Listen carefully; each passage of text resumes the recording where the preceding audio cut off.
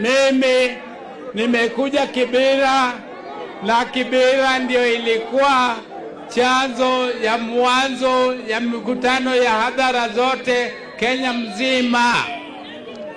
Nimeanza na Kibera kwa sababu nilipoteza ndugu yangu rafiki, ndugu yangu ambaye alikuwa party leader yangu, na tumeishi na yeye miaka 80 tukiwa pamoja. Jodala wa poda yuago Raila, okungeni poda yuago Raila, emomi aduoge bedroom mar Raila mondo yuage kae machake bura.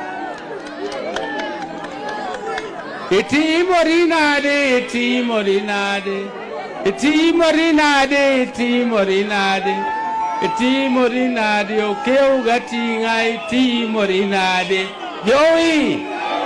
Joey.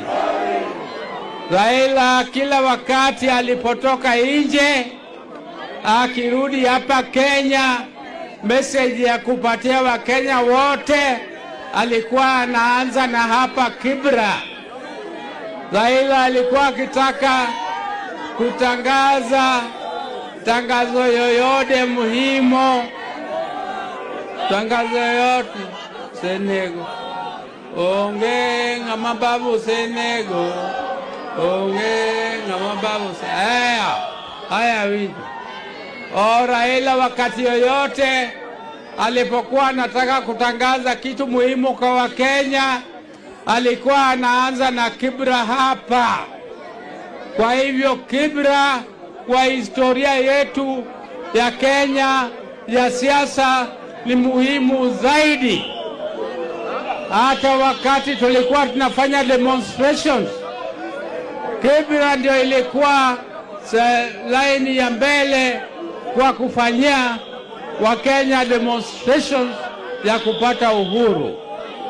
Kwa hivyo watu wa Kibera, mimi nilionea ya kwamba nianze mikutano yangu zote za Kenya hapa Kibera siku ya leo kwa makumbusho ya Raila.